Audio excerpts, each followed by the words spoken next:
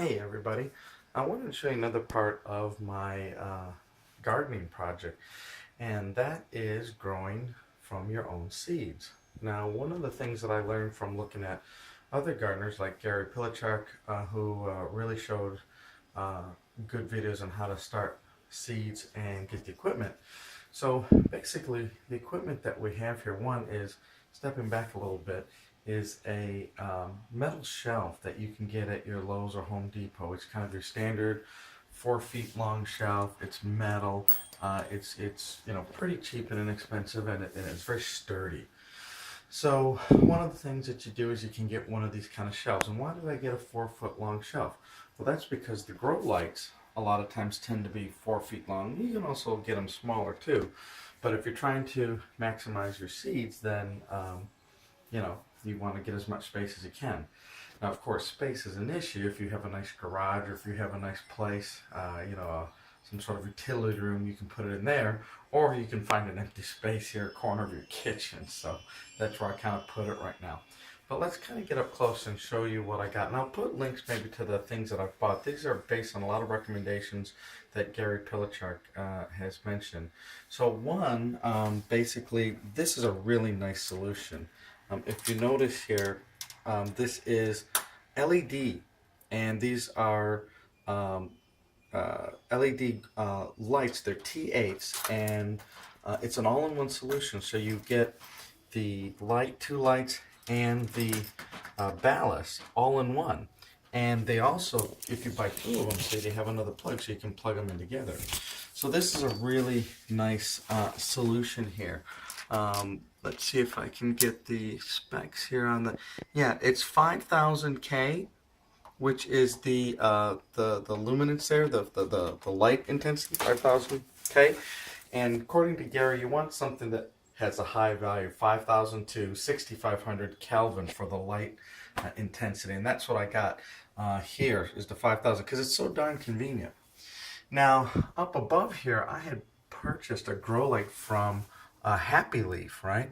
And this is a little light, and it has not just enough to start the seeds, but you can actually grow under this too. And you can see that my sunflower plant is getting too high, but you could grow indoors with this light, and it's really nice. It's really effective, and of course this is more expensive. If you go to Happy Leaf and look at their light fixtures, more expensive, so you might want to use it strategically on how you want to do your plants, or do you just want to start, or you want to do indoor complete growing. But it's a really nice light. Otherwise, you're using the shop lights just to start the seeds and then transplanting them up.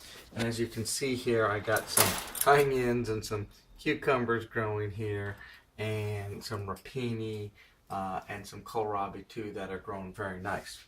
So because this worked out very well, I've also gone ahead to buy two more of these lights. They're really good.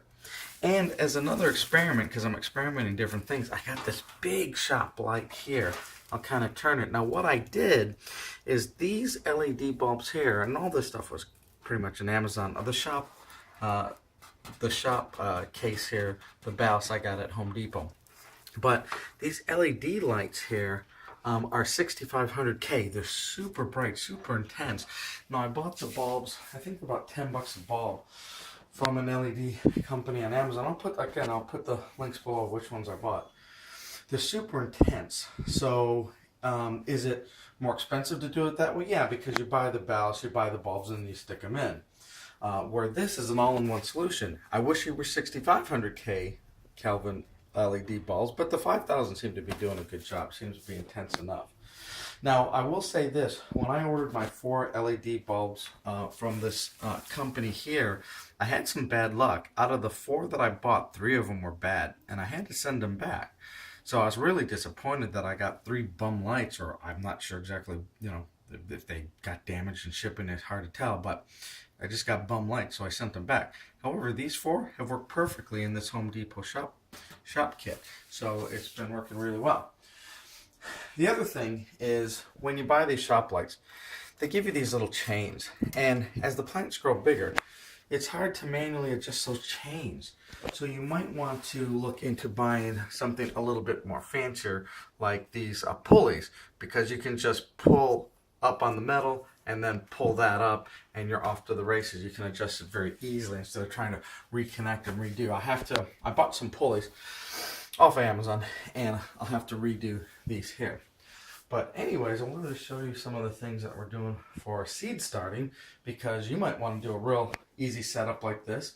So like I say, thanks to people like Gary Pilachark and others on the internet to get these ideas, and it works really well. So if they can do it, and if I can do it, you can do it too. So pretty soon we'll be setting these out to the raised beds. So talk to you later.